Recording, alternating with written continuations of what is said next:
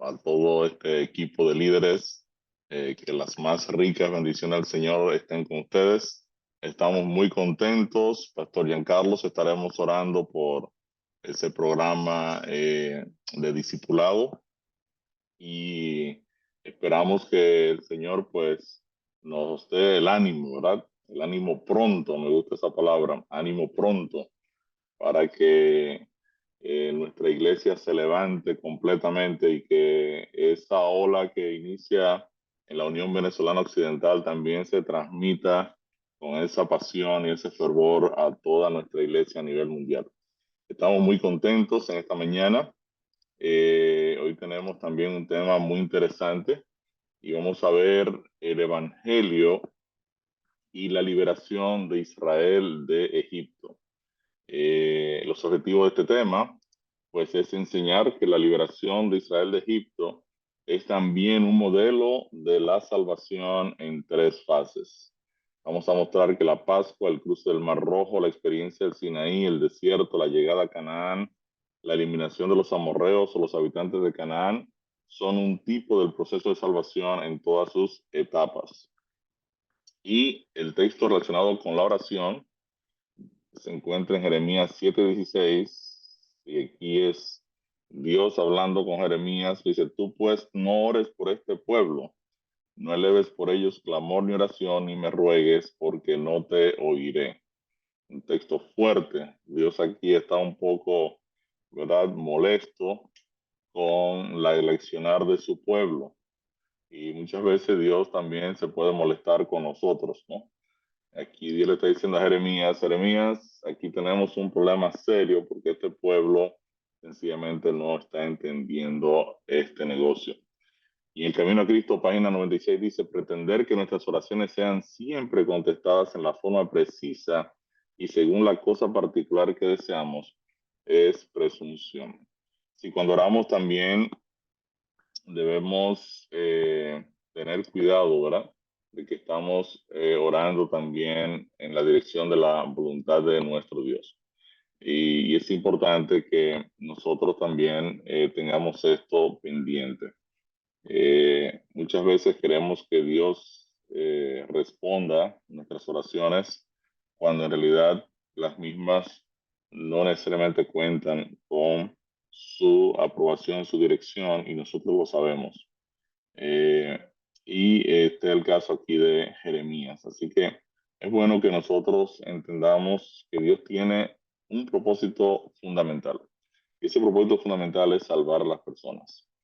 A veces nos olvidamos de eso, y el mundo cristiano hoy en día entiende que el cristianismo pues funciona más como un club de personas selectas que están ahí para reunirse semanalmente, hacer una serie de cosas, una serie de cultos, de ritos y demás, cuando en realidad la iglesia tiene una clara misión de presentar el Evangelio de salvación al mundo entero. Y esa es la voluntad de Dios. Dios quiere que nosotros nos movamos en esa dirección, intercedamos en esa dirección, que nos administremos también, administremos nuestro tiempo, nuestras finanzas, con el claro propósito de salvar a otros, ¿no? Así que mi deseo también esta mañana de que cada uno de ustedes nunca olviden que la voluntad de Dios es salvar a las personas que necesitan urgentemente conocer el regalo del Evangelio. Así que quiero también presentarme delante de nuestro Dios en esta hora. Querido Padre, damos gracias, Señor, por tu palabra. Te damos gracias porque a través de ella tú nos enseñas cuál es tu propósito fundamental, en dónde tú quieres que nosotros nos enfoquemos, oh Dios, y es en la salvación de las personas que nos rodean. Ayúdanos, oh Señor, a tener la compasión de Jesús, que dejó su trono para alcanzarnos, que nosotros también nos apiemos de nuestros propios tronos y podamos compartir el mensaje de salvación con tantas personas que necesitan conocerte, necesitan entenderte y necesitan saber que hay perdón para ellos en la cruz del Calvario disponible para salvación, para vida eterna. Este equipo de líderes de la Unión Venezolana Occidental, como un solo hombre, dirigido bajo tu Santo Espíritu, pueda ser un instrumento especial para trastornar toda Venezuela con tu evangelio. Que tu palabra pueda llegar con poder a través de cada uno de nosotros. En esta hora queremos presentarnos delante de ti para que tu palabra nos toque también a cada uno de nosotros en esta hora. Gracias, Padre, en el nombre de Jesús. Amén. Bien, el versículo clave para el tema de hoy se encuentra en 1 Corintios 10, 1 y 2 y dice, porque no quiero, hermanos, que ignoréis que nuestros padres todos estuvieron bajo la nube y todos pasaron el mar y todos en Moisés fueron bautizados en la nube y en el mar. Quiere decir que la palabra de Dios aquí me está diciendo en el Nuevo Testamento que el cruce del Mar Rojo fue una especie de bautismo. Dios estaba bautizando al pueblo. En el día de ayer hablamos un poquito de cómo la creación es un símil, ¿verdad? Un símil del Evangelio, donde el Evangelio se presenta como una nueva creación. De modo que si alguno está en Cristo es una nueva criatura, es una nueva creación. Muchas veces cuando me regalan un libro para leer y alguien me dice, mira, este libro es muy bueno, a mí me gusta empezar a leer el libro y pensar un poquito en qué estaba, ¿verdad? Valga la redundancia, pensando el autor del libro cuando fue plasmando las ideas en su libro, ¿no? Y esto es interesante porque cuando uno toma la Biblia, ¿verdad? Y uno comienza a leer todo el relato de la creación y cómo Dios toma un tiempo en particular para cada día hacer una cosa en específico, teniendo Dios el poder de hacer todo rápidamente, uno puede darse cuenta que cuando Dios, ¿verdad? Desarrollaba la creación del planeta Tierra, ya tenía en mente, ¿verdad? Lo que iba a ser la creación o la nueva creación de nosotros en Cristo. Y es interesante porque cada detalle de la creación tiene un impacto en nuestra redención. O sea, Cristo, mientras mandaba hacer los árboles, muy probablemente pensaba, ¿verdad? Que uno de estos árboles iba a terminar él clavado en una cruz, ¿no? Mientras hacía los corderos, pensaba que los corderos iban a ser un símil de él, luego cuando estuviera dejando un registro escrito de toda la historia en el Antiguo Testamento para que nosotros nos diéramos cuenta que desde antes de la fundación del mundo ya Dios iba a tener el propósito de revelarse a través de nuestra creación. Entonces nosotros vimos, ¿verdad?, cómo la Biblia presenta los elementos esenciales de la creación del planeta Tierra, como también los elementos esenciales de nuestra nueva creación en Cristo. Vimos que así como lo primero que Dios dice es sea la luz, y Cristo es la luz del mundo, dice la Biblia, Cristo es la luz, lo primero que tiene que ocurrir en la vida de un pecador que está oscurecido, está en tinieblas, está vacío del Espíritu Santo, está con una vida desordenada, lo primero que tiene que ocurrir es que su mente sea iluminada con la luz del Evangelio de Cristo, que es la gloria de Dios, y eso ocurre en el proceso de la justificación. Así como la tierra surgió de las aguas, también el pecador surge de las aguas, así como Dios llena la tierra de vida.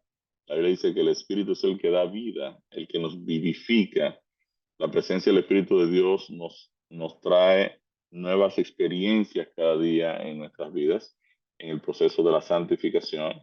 Y así como Dios al final de la creación, pues trae la imagen y semejanza de Él a través de la creación de Adán y Eva, también la idea que el Espíritu Santo tiene es plasmar el carácter de Cristo en nosotros.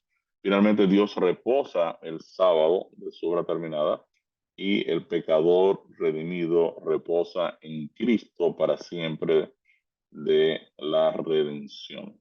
Así que a la tierra que estaba desordenada, vacía y en oscuridad, en la creación la tierra terminó iluminada, llena de vida y ordenada. Y lo mismo pasa con el ser humano pecador que está oscuro, vacío del Espíritu Santo, con una vida desordenada. Y vimos toda la secuencia, ¿verdad?, de justificación, La tierra surge de las aguas, el pecador surge de las aguas, el Espíritu es el que da vida, ordena nuestro andar.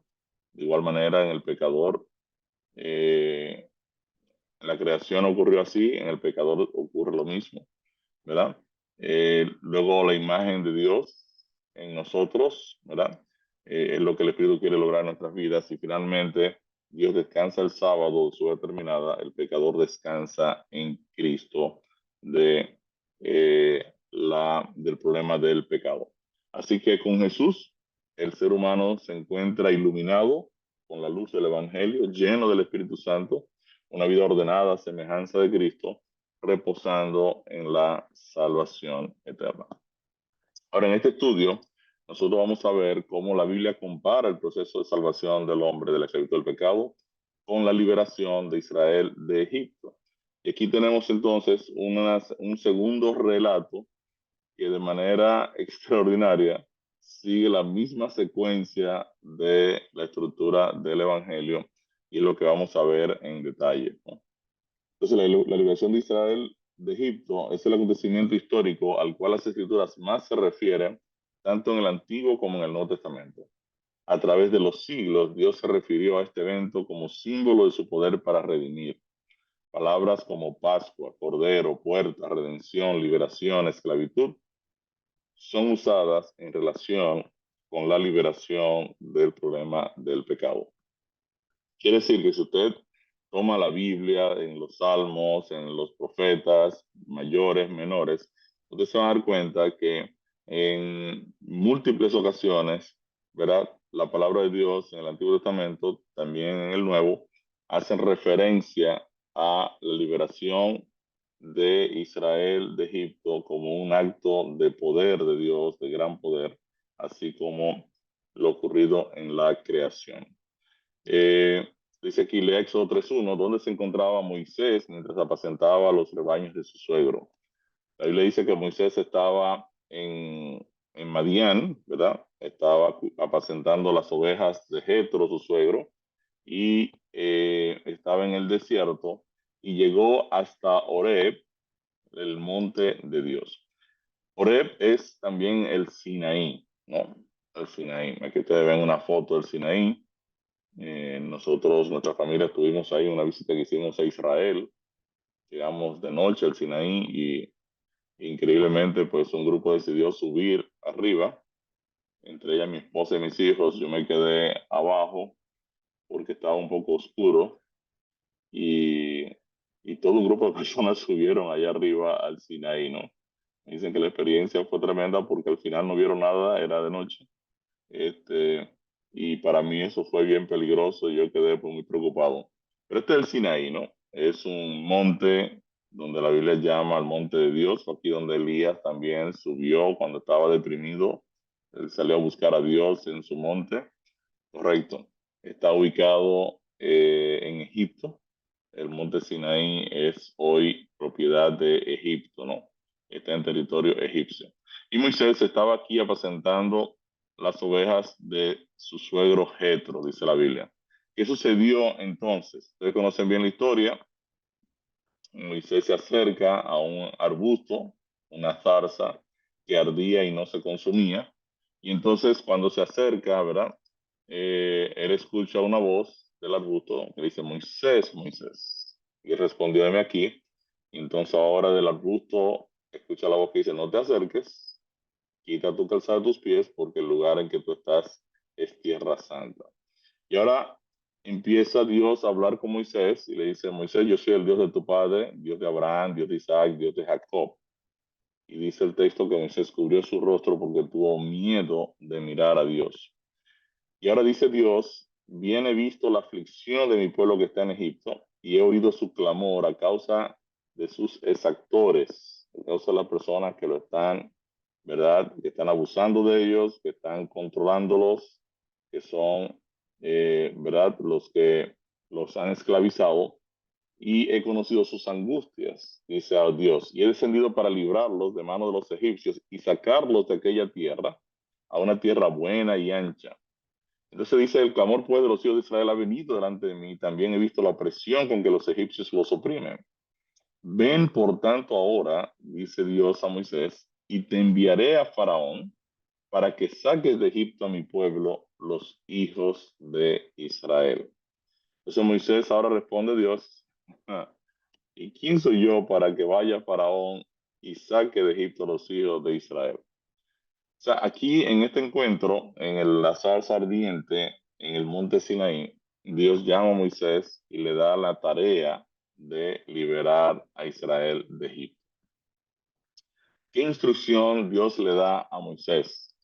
Pues Dios le dice, ve, porque yo voy a estar contigo, le dice Dios, tú no vas a estar solo, y esto te será por señal de que yo te he enviado. Cuando haya sacado de Egipto al pueblo, ustedes me servirán sobre este monte.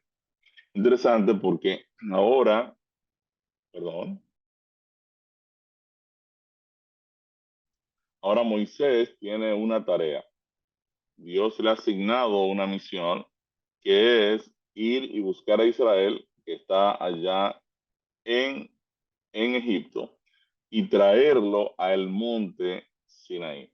O sea, ve allá y tráemelos acá, es lo que Dios le está diciendo a Moisés. Moisés había intentado librar a Israel por su propia mano, matando a un egipcio. Y suponiendo que hubiese sido exitoso, Israel hubiese realizado una revuelta. La verdad era que Moisés no tenía un plan. Moisés mató a este egipcio, se molestó por el abuso y todo, pero realmente Moisés no tenía un plan. Ahora Dios le está diciendo cuál es el plan. Si yo quiero que vayas allá, saques el pueblo de Israel y me lo traigas acá, a este monte, ¿verdad? Y aquí yo te daré entonces otras instrucciones. Ahora, ustedes conocen bien la historia, ustedes saben que Moisés va, tiene un encuentro con Faraón, ocurren las 9 plagas famosas, las aguas se convirtieron en sangre, la plaga de rana, la plaga de piojos, la plaga de moscas, plaga en el ganado, las úlceras, el granizo, la plaga de langosta, la plaga de tinieblas.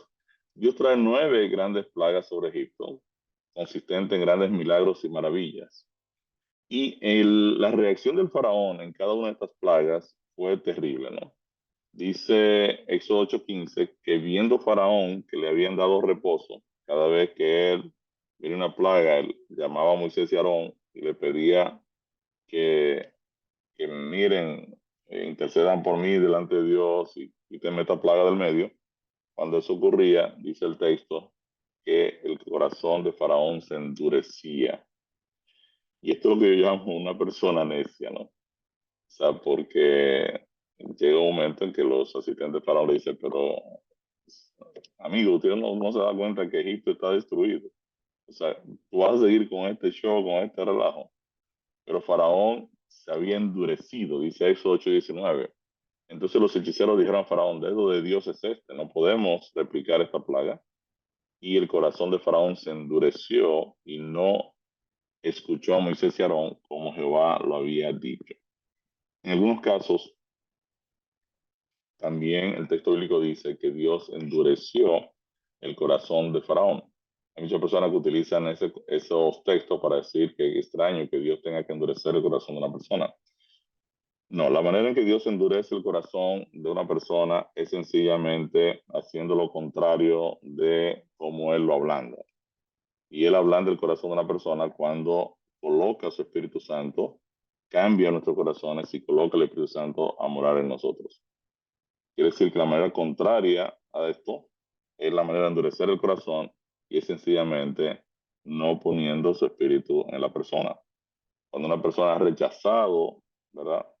Lo que es tan evidente en su vida, cuando una persona rechaza la verdad, sencillamente el Espíritu Santo no tiene nada que hacer en esa mente, en ese corazón, en ese espíritu, como decíamos cuando estudiamos el tema del infierno y el enemigo viene y toma posesión de la mente de esa persona y su corazón se endurece.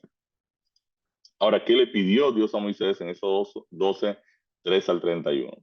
Ahora, Dios le dice a Moisés, reúne a toda la congregación de Israel y dice, en el día 10 de este mes, tómese cada uno un cordero según la familia de los padres, un cordero por familia. El animal será sin defecto, macho de un año, lo tomaréis de las ovejas o de las cabras, y tomarán de la sangre y la pondrán en los dos postes y en el dintel de las casas en que lo han de comer. Y lo comeréis así, ceñidos vuestros lomos, vuestros calzados en vuestros pies y vuestro bordón en vuestra mano, y lo comeréis apresuradamente. Es la Pascua de Jehová. Pues yo pasaré aquella noche por la tierra de Egipto y heriré a todo primogénito en la tierra de Egipto, así de los hombres como de las bestias, y ejecutaré mis juicios en todos los dioses de Egipto, yo Jehová. Y la sangre será por señal en la casa donde ustedes estén. Y veré la sangre y pasaré de ustedes, y no habrá en ustedes plaga de mortandad cuando hiera la tierra de Egipto. Y este día os será en memoria, y ustedes lo celebrarán como fiesta solemne para Jehová. Durante vuestras generaciones, por estatuto perpetuo, los celebraréis. Y aconteció que a la medianoche Jehová hirió a todo primogénito en la tierra de Egipto, desde el primogénito de Faraón que se sentaba sobre su trono hasta el primogénito del cautivo que estaba en la cárcel, y todo primogénito de los animales. Y se levantó aquella noche Faraón, él y todos sus siervos y todos los egipcios, y hubo un gran clamor en Egipto porque no había casa donde no hubiese un muerto. E hizo llamar a Moisés y a Aarón y les dijo: salid de en medio de mi pueblo vosotros y los hijos de Israel, e id y servid a Jehová como ustedes han dicho. Así lo hicieron todos los hijos de Israel, como mandó Jehová a Moisés y a Aarón, así lo hicieron. Y en aquel mismo día, dice el texto bíblico, sacó Jehová a los hijos de Israel de la tierra de Egipto por sus ejércitos. Interesante porque lo que no habían logrado las 9 plagas anteriores, ahora es logrado por la sangre del cordero en los dinteles, en las puertas, indicando la puerta de salida de la esclavitud. Entonces aquí es algo extraordinario, ¿no? Eh, esta plaga, que en realidad no es una plaga, es ya un día de juicio, ¿verdad? Afectaba tanto a egipcios como a hebreos. Los hebreos tenían que poner la sangre en la puerta. Y esto es bien importante porque si los egipcios ponían la sangre en la puerta, también se salvaban. Si los hebreos no ponían la sangre en la puerta, también sufrían las consecuencias del castigo. Quiere decir que la sangre en la puerta era un evento global. Y esta sangre, ¿verdad?, indicaba cuál era la puerta de salida de la esclavitud de Faraón hacia la libertad en Dios, ¿no? ¿Cómo se recordaría aquella noche antes de la salida de Egipto? Dice que se llamaría la Pascua, dice Éxodo 41-43. Esta noche, la de la muerte del Cordero y la muerte de los primogénitos, sería recordada como la celebración de la Pascua. Es interesante porque, de acuerdo a la palabra de Dios, entonces esto iba a ser un recordatorio para Israel por todas las generaciones. Y luego nos damos cuenta que Cristo, ¿verdad?, murió en la semana de la Pascua, ¿verdad? Y precisamente muere el viernes de la Pascua. Eh, Dice aquí la pregunta, luego de la muerte de los primogénitos, ¿qué? Y la sangre en las puertas, ¿qué sucedió? Dice que en aquel mismo día sacó Jehová a los hijos de Israel de la tierra de Egipto por sus ejércitos. O sea, aquel mismo día. Es importante señalar en este punto que la sangre del cordero en la puerta logró lo que los milagros y maravillas no pudieron lograr, que era la libertad de Israel. Quiere decir que usted puede hacer, participar en muchos eventos, en muchas cosas, pero lo que a usted lo justifica, lo que a usted lo perdona, lo que a usted lo liberta del problema del pecado, es la sangre del cordero, ¿verdad? Lo que hemos visto como la justificación por medio del sacrificio de Cristo en nuestro favor. ¿Qué hace el faraón luego de la salida del pueblo? Y fue dado aviso al rey de Egipto que el pueblo huía, y el corazón de Faraón y de sus siervos se volvió contra el pueblo, y dijeron: ¿cómo hemos hecho esto de haber dejado ir a Israel para que no nos sirva? Aunque Israel salió libre de la esclavitud, en realidad aún estaba en territorio egipcio, estaba en territorio enemigo. El faraón se arrepintió de haber dejado salir a Israel, y ahora Faraón trata de recuperar de nuevo los esclavos que ya había perdido. En Éxodo 14, entonces sucede ahora todo un evento, ¿no? Dice: ¿qué sucedió y qué le pidió Dios a Moisés que le dijera al pueblo? Dice que cuando Faraón se hubo acercado, los hijos de Israel alzaron sus ojos y aquí que los egipcios venían tras ellos, por lo que los hijos de Israel temieron en gran manera y clamaron a Jehová y dijeron a Moisés, ¿no había sepulcros en Egipto que nos has sacado para que moramos en el desierto? ¿Por qué has hecho así con nosotros que nos has sacado de Egipto? ¿No es esto lo que te hablábamos en Egipto diciendo, déjanos servir a los egipcios? Porque mejor nos fuera servir a los egipcios que morir nosotros en el desierto. Y Moisés dijo al pueblo, no temáis, estad firmes y ved la salvación que Jehová hará hoy con ustedes, porque los egipcios que hoy ustedes han visto, nunca más para siempre los verán. Jehová peleará por ustedes y ustedes estarán tranquilos. Entonces Jehová dijo a Moisés, ¿por qué clamas a mí? Di a los hijos de Israel que marchen y tú alza tu vara y extiende tu mano sobre el mar y divídelo y entren los hijos de Israel por en medio del mar en seco.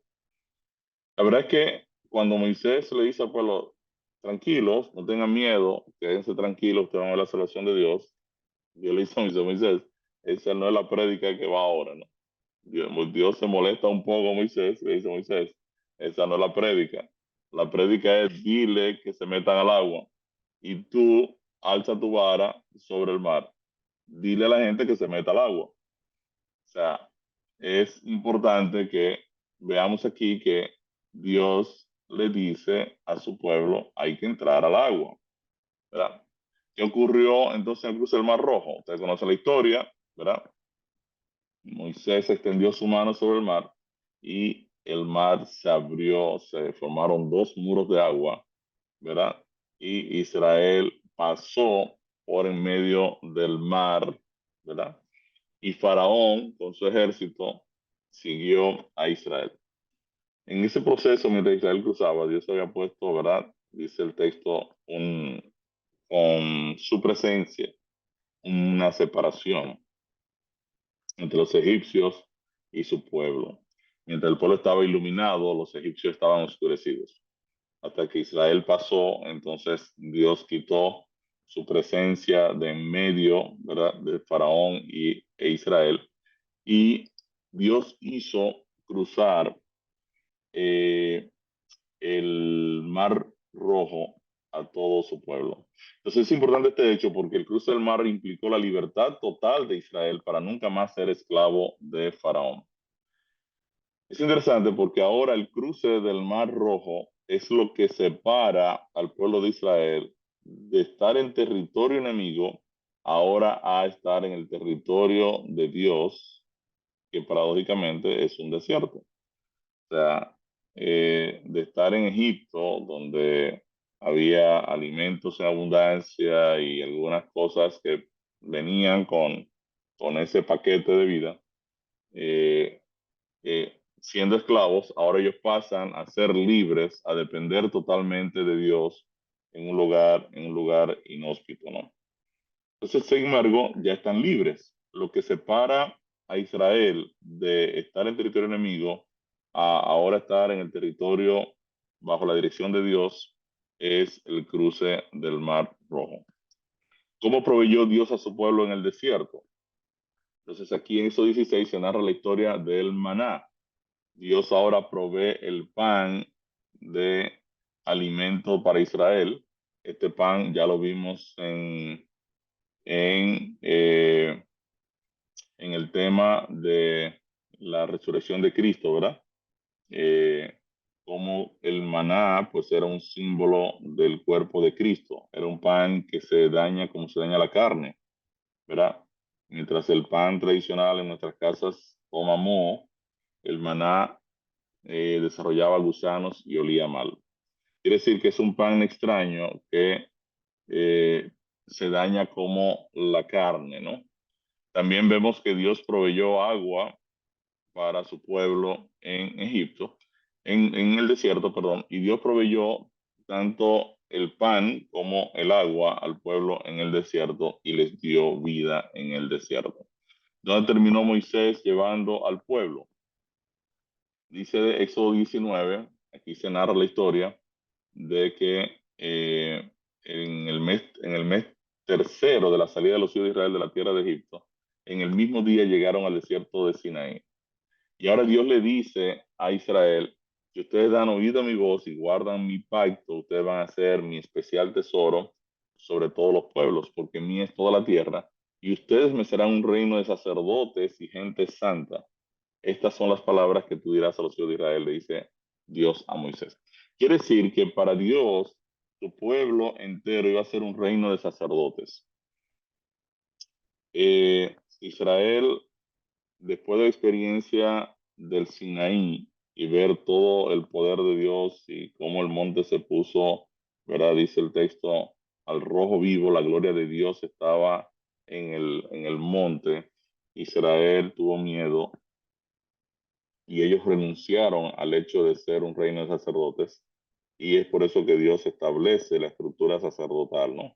Más adelante, cuando Cristo viene, Cristo restaura el concepto del sacerdocio de todos los creyentes. Por eso que ustedes ven que el apóstol Pedro le escribe a la iglesia y le dice, ustedes son linaje escogido, real sacerdocio. Le dice a cada cristiano, usted es un sacerdote, ¿verdad? Usted tiene acceso directo al trono de la gracia. Usted no necesita una mediación humana para comunicarse con Dios.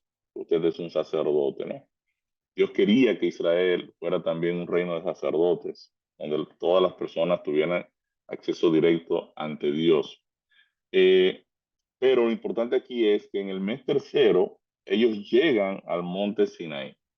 Eh, y es interesante porque ahora Israel llega exactamente al sitio donde Moisés se encontró con la zarza, y era al lugar donde Dios le había dicho a Moisés, Moisés, busca a Israel y tráemelos aquí, aquí a este lugar, a este monte. O sea que Moisés está completando la misión que Dios le ha asignado de mover a Israel desde Egipto hasta el monte. Ahora, el texto dice que es en el mes tercero, ¿no?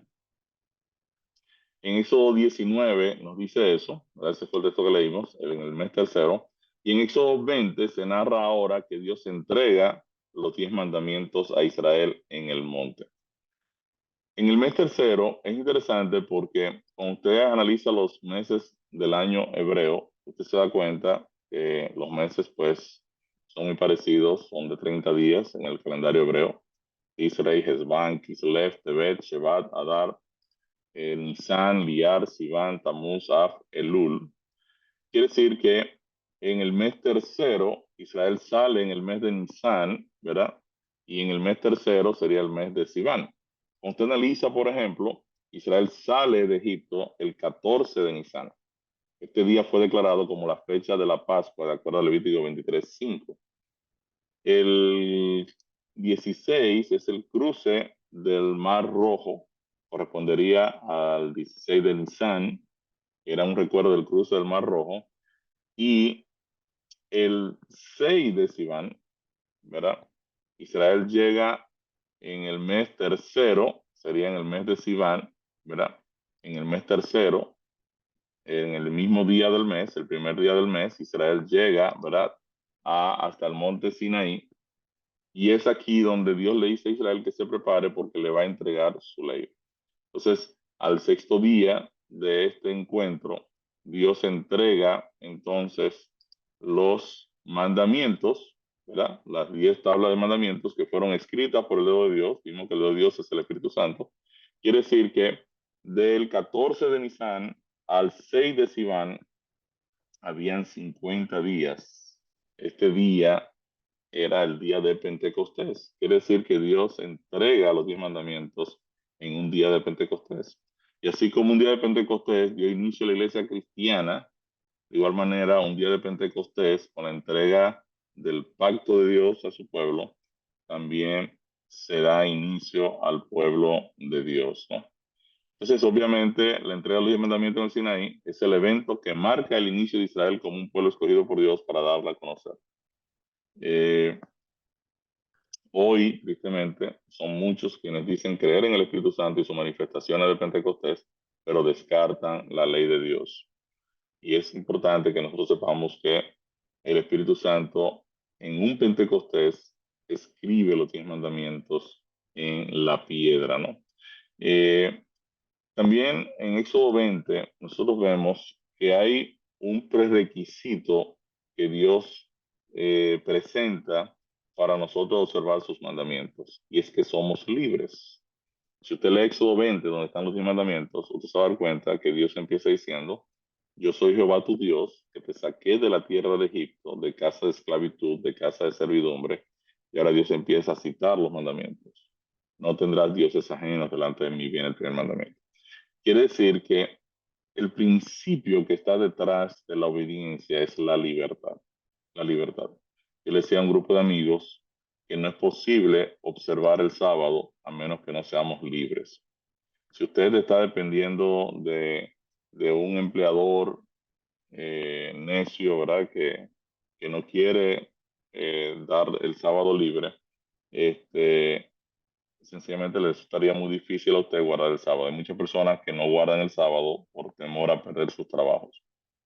Para usted observar los mandamientos de Dios, usted tiene que ser una persona libre, libre de ataduras humanas, ¿cierto? Eh, la obediencia no puede ser obligada, pero tampoco la desobediencia. Entonces, muchos hijos de Dios lamentablemente ceden a la presión, descuidando la observancia de la palabra de Dios. Y Dios está dispuesto a proveer en nuestras vidas, así como lo hizo con Israel. Y el maná era una demostración de la provisión de Dios para su pueblo si obedecía a sus mandamientos. Quiere decir que Dios puede perfectamente proveernos de domingo a viernes todo lo que nosotros necesitamos de forma abundante para que el sábado podamos apartarlo de manera especial. Ya vimos la ley de Dios, vimos los 10 mandamientos, ¿verdad? Los principios de cada uno de ellos. Ahora dice aquí la pregunta: ¿qué pide Dios a Israel y con qué propósito? Y dice ahora el texto: ustedes van a hacer un santuario para mí porque yo voy a habitar en medio de ustedes. Dios pidió un santuario. Y ese es el tema que vamos a ver mañana, el santuario. Y vamos a ver cómo el santuario también presenta las estructuras de la salvación en los elementos de justificación, santificación y redención. Entonces, el Éxodo al final es una historia de libertad. La liberación de Israel de Egipto es un tipo del plan de nuestra liberación del pecado. Faraón es un tipo de enemigo de Dios que quiere mantener a los hijos de Dios esclavos del pecado, esclavos de él. Luego de una serie de milagros y maravillas, lo que termina libertando a Israel es la sangre del cordero en la puerta. Y la sangre en la puerta indica que la sangre de Cristo derramada por nosotros es la puerta que nos conduce a la libertad del pecado. Podemos ver también el cruce del Mar Rojo como un tipo de bautismo. Y la experiencia en el desierto representa la etapa de la santificación o dependencia total de la provisión de Dios bajo la dirección de su Santo Espíritu y los principios de su Santa Ley, una réplica de su carácter. Dios también proveía alimento físico y el agua de vida para sus hijos. De igual manera, el Espíritu de Dios trae vida a los corazones que han recibido a Cristo y creído en Él. Finalmente, la entrada a Canaán simboliza la entrada de los salvados a la Canaán celestial. Esta promesa hecha por Dios a Abraham es un símil de la promesa de un cielo nuevo y una tierra nueva que Dios ha prometido a los que esperan en Él, habiendo aceptado la salvación. Quiere decir que cuando usted va ahora al Nuevo Testamento, usted se va a dar cuenta que toda la experiencia de la liberación de Israel de Egipto está relacionada con la liberación de nosotros del problema del pecado. ¿Qué representa Faraón y la esclavitud de los hijos de Israel? En Hebreos 2, 14 al 15 dice: así que por cuanto los hijos participaron de carne y sangre, él, Jesús, también participó de lo mismo para destruir por medio de la muerte al que tenía el imperio de la muerte, esto es al diablo, y librar a todos los que por el temor de la muerte estaban durante toda la vida sujetos a servidumbre, sujetos a esclavitud. Quiere decir que lo que Cristo hace con su muerte, con su sangre derramada, es librarnos a todos nosotros que estábamos sujetos al problema del pecado, esclavos del pecado. Dice Romanos 6, 16 y 17: pero gracias a Dios que aunque ustedes eran esclavos del pecado, han obedecido de corazón a aquella forma de doctrina a la cual fuisteis entregados y libertados del pecado, vinieron a ser siervos de la justicia. Fíjense que los términos de libertad y redención entonces ahora se mueven a la realidad del problema nuestro con el pecado. En Ezequiel 29:3 se presenta a Faraón como el gran dragón. Hijo de hombre, habla y di, así ha dicho Jehová el Señor, he aquí yo estoy contra ti, Faraón, rey de Egipto, el gran dragón. En Apocalipsis 12:6 se le llama al gran dragón, la serpiente antigua que se llama Diablo y Satanás. Quiere decir que Faraón es un símbolo del enemigo de Dios que desea mantener a los hijos de Dios en la esclavitud del pecado. ¿Qué representa el Cordero?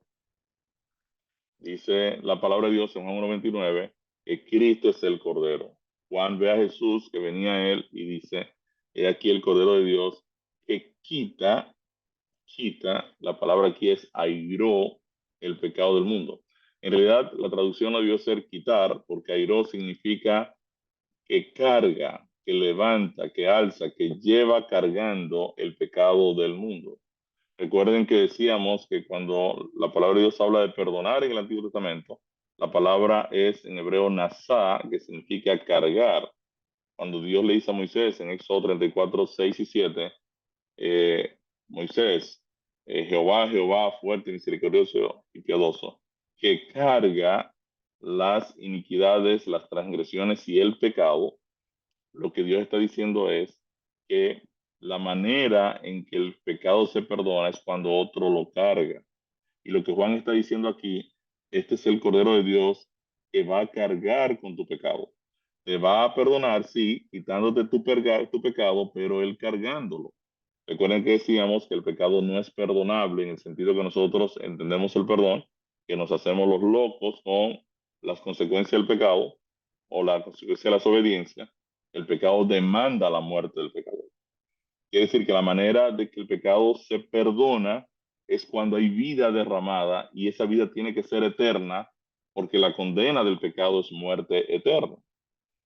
Y volvemos a enfatizar aquí un poco de nuevo el concepto del infierno. El infierno o la tortura eterna no tiene nada que ver con el Evangelio, porque lo que el Evangelio enseña es que las personas que rechazan a Cristo, que es la vida, terminan muertos, ¿verdad? Condenados por el pecado. Entonces Cristo es el Cordero de Dios que carga con mi pecado, carga con las consecuencias de mi pecado, muriendo en la cruz del Calvario. Entonces Cristo es el Cordero sacrificado en nuestro favor. Hoy comer el Cordero está simbolizado en la Santa Cena al participar del pan partido. Este sacrificio nos provee la justificación. ¿Qué representan la sangre y la puerta? Primera de Pedro 1:18-19 dice, sabiendo que ustedes fueron rescatados de vuestra vana manera de vivir, la cual recibieron de vuestros padres no con cosas corruptibles como oro o plata, sino con la sangre preciosa de Cristo como de un cordero sin mancha y sin contaminación. Quiere decir que la sangre en la puerta es un símbolo de la sangre de Cristo, la puerta de nuestra libertad del pecado. Hebreos 9:11 y 12 dice, pero estando ya presente Cristo, su sacerdote de los bienes venideros, por el más amplio y más perfecto tabernáculo, no hecho de manos, es decir, no de esta creación, y no por sangre de machos cabríos ni de becerros, sino por su propia sangre, entró una vez para siempre en el lugar santísimo, habiendo obtenido eterna redención. Y casi todo es purificado según la ley con sangre, y sin derramamiento de sangre o derramamiento de vida no se hace remisión. En quien tenemos redención por su sangre, el perdón de los pecados. Quiere decir que la sangre en la puerta es la sangre derramada por Cristo en nuestro favor, y la puerta, la Biblia dice que representa a Cristo. Eso dice, yo soy la puerta. El que por mí entrare será salvo, y entrará y saldrá y hallará pastos. La sangre del Cordero en la puerta es un símil de la sangre de Cristo Jesús, la puerta que me liberta del pecado. El texto dice que al otro día Faraón dejó salir a Israel. Quiere decir que la forma en que una persona queda libertada automáticamente de la esclavitud del pecado es por medio de la sangre del Cordero, de aceptar a Cristo como su Salvador personal. ¿Qué representa la Pascua? Limpiaos pues de la vieja levadura para que seáis nueva masa, sin levadura como sois, porque nuestra Pascua, que es Cristo, ya fue sacrificada por nosotros. Cristo también es nuestra Pascua sacrificada en nuestro favor. Quiere decir que la muerte de los corderos, la sangre en la puerta, la Pascua, van apuntando a la condena y la esclavitud del pecado, ¿verdad? Como a través de todo este proceso, pues Dios nos liberta de la condena que el pecado ejerce sobre nosotros. Y esto es lo que le llamamos en el Evangelio la experiencia de la justificación. Ahora bien, la sangre del cordero liberta a Israel, pero lo mantiene en territorio enemigo. Yo puedo creer en Cristo, ¿verdad? Yo puedo aceptar a Jesús en mi vida, ¿verdad? Pero yo corro el riesgo de caer nuevamente en la esclavitud del enemigo de Dios, a menos que pase de territorio enemigo a el territorio de Dios. Dios ordena a Moisés que Israel entre al agua. El mandato de Dios a la persona que ha aceptado el sacrificio de Cristo es entrar al agua y proceder con el bautismo. ¿Qué representa el cruce del mar? El cruce del mar rojo es interesante porque la Biblia dice que Dios congela los abismos. O sea, lo que Dios hace en el cruce del mar rojo es crear toda una autopista, ¿verdad? En masa sólida de agua para que Israel pase tranquilamente. Antes yo pensaba que Israel pasaba por arriba de la arena, ¿verdad? Con los carros de ellos, todas las ovejas, las vacas, toda la estructura. Pero eso no es lo que dice el texto. El texto dice que Dios le crea a Israel una autopista congelada, ¿verdad? Para que ellos pasen por todo el mar en seco. Fíjense que dice Éxodo 15:8. Al soplo de tu aliento se amontonaron las aguas, se juntaron las corrientes como en un montón. Los abismos se cuajaron, dice la Reina Valera. La versión en inglés dice, los abismos se congelaron en medio del mar. Ahora, ¿qué significa este cruce del mar? Dice 1 Corintios 10, 1 al 4, porque no quiero, hermanos, el texto de memoria de aquí de este tema, no quiero, hermanos, que ignoren que nuestros padres todos estuvieron bajo la nube y todos pasaron el mar y todos en Moisés fueron bautizados en la nube y en el mar y todos comieron el mismo alimento espiritual y todos bebieron la misma vida espiritual porque bebían de la roca espiritual que los seguía y la roca era Cristo. Quiere decir que de acuerdo a 1 Corintios 10, 1 al 4, Israel estaba siendo bautizado. El cruce del Mar Rojo era un símil del bautismo de todo el pueblo de Israel que estaba pasando de territorio enemigo, el territorio egipcio, a el desierto, a territorio de Dios. Eso es interesante porque aceptar a Jesús tiene poder para libertarnos del pecado, pero nos mantiene en territorio enemigo a menos que demos el paso del bautismo. Es por medio del bautismo que Dios se la arrebata al enemigo a aquellos que han creído en Jesús y han tomado la decisión de demostrarlo públicamente. Entonces, el cruce del Mar Rojo es un símil de que Dios ahora me reconoce como su hijo. Por eso decíamos, cuando estudiamos el tema del bautismo, Galatas 3:27, porque todos los que han sido bautizados en Cristo han sido revestidos de Cristo. ¿Ven? El bautismo es tan importante porque es en el bautismo donde yo estoy aceptando ser hijo de Dios y donde Dios me toma, que antes era esclavo del pecado, y me coloca en Cristo, me cubre de la justicia de Cristo, me protege con la justicia de Cristo. Dios me justifica, me perdona. ¿Qué representa el maná? Ustedes vieron que Jesús dice, ustedes, vuestros padres comieron el maná en el desierto y murieron. Yo soy el pan vivo. El maná es un símbolo de Cristo. ¿Qué representa el agua en el desierto? Dios dice, porque dos males ha hecho mi pueblo. Me dejaron a mí fuente de agua viva y cavaron para sí cisternas rotas que no retienen el agua. Jesús dice, yo soy el agua de vida. Si tú le dices a la samaritana, si tú conocieras el regalo de Dios y quién es el que te dice, dame de beber, tú le pedirías y él te daría agua viva. Interesante porque todos los elementos aquí en el desierto, el agua, el maná, la roca de donde salió el agua, son símbolos de Cristo y de la provisión de Dios mientras ya hemos pasado a su lado. ¿Qué representan los 10 mandamientos? Dice, y en esto sabemos que nosotros le conocemos y guardamos sus mandamientos. El que dice yo le conozco y no guarda sus mandamientos, el tal es mentiroso y la verdad no está en él. Quiere decir que los 10 mandamientos son la guía moral que nos enseña cómo vivir en amor.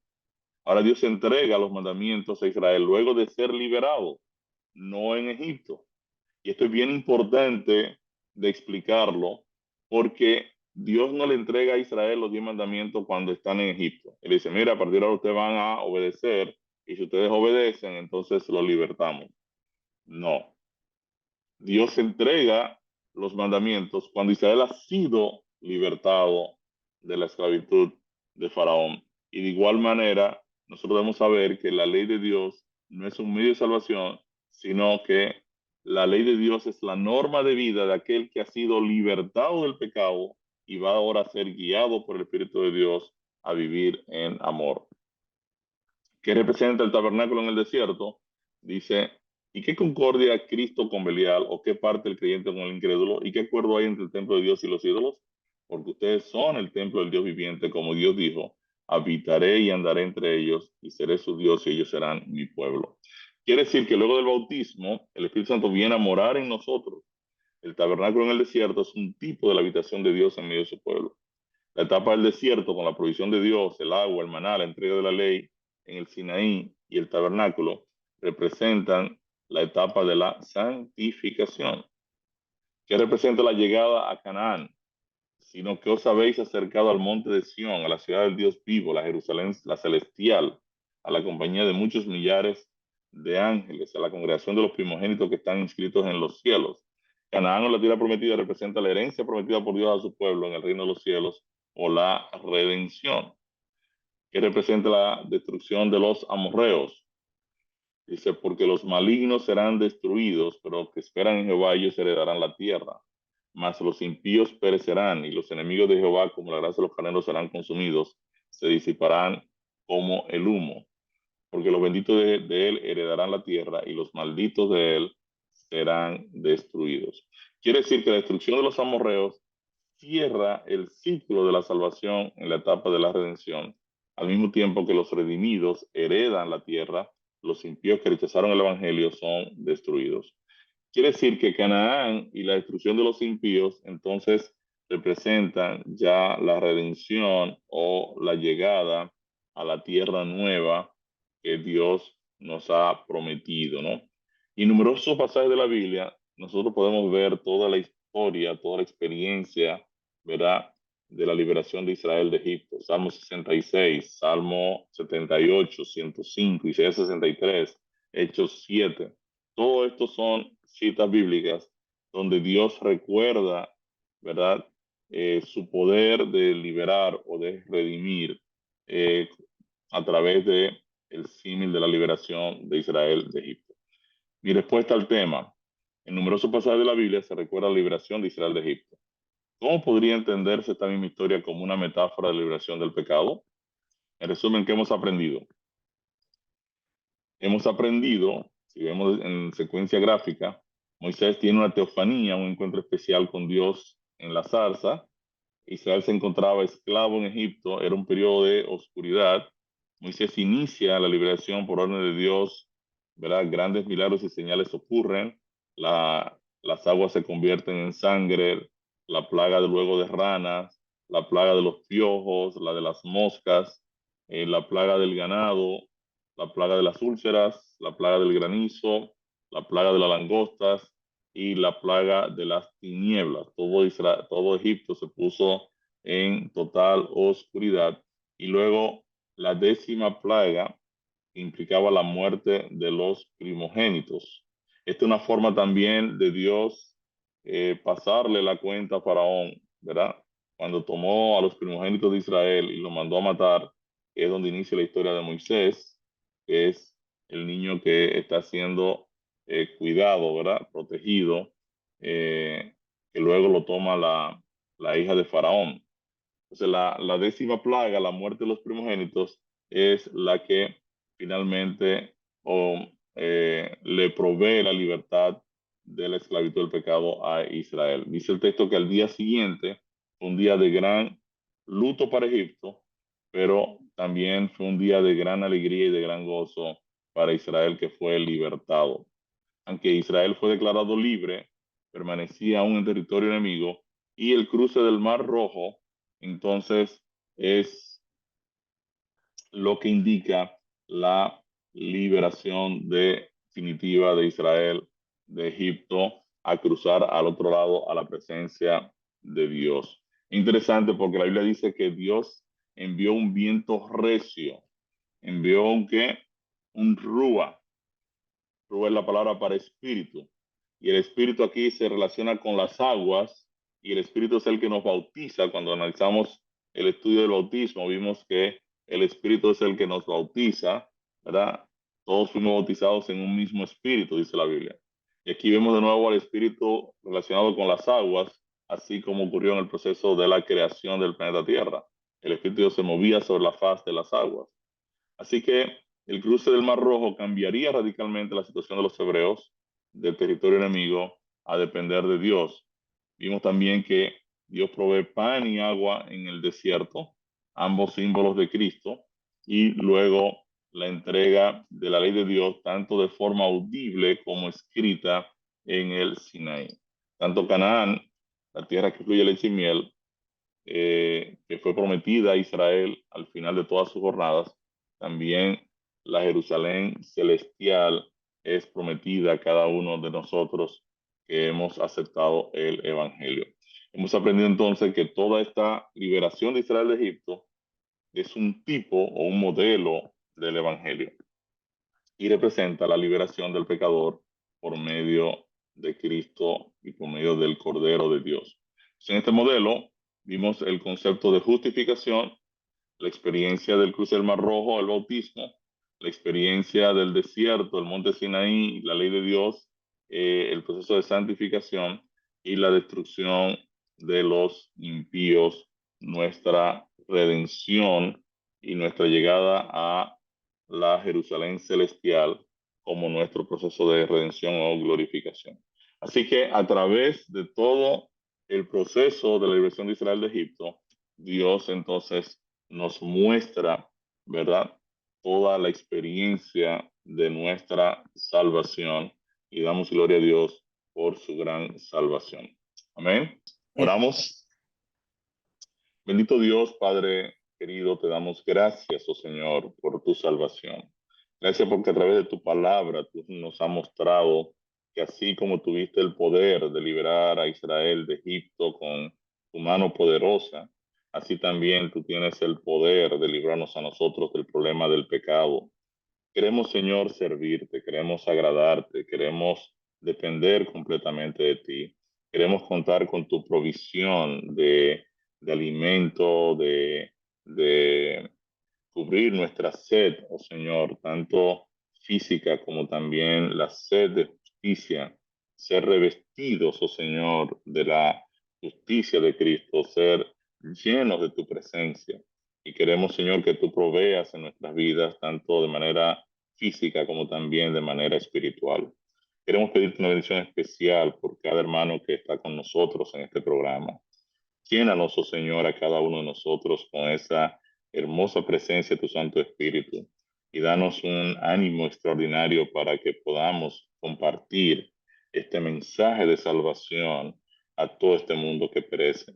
Así como Israel no tenía el poder para librarse de la esclavitud del pecado, nosotros no tenemos el poder para hacerlo, pero tú has decidido regalarnos la salvación, así como tomaste la decisión de librar a Israel. También tú has tomado la decisión de librar a cada ser humano del problema del pecado. Ayúdanos, oh Señor, a ser instrumentos de salvación bajo la dirección de tu Santo Espíritu. Gracias te damos, oh Señor, por este día. Lo presentamos delante de ti y que este sea un día en el que nos movamos en tu presencia. En el nombre de Jesús te pedimos, oh Dios, estos favores. Amén, oh Dios.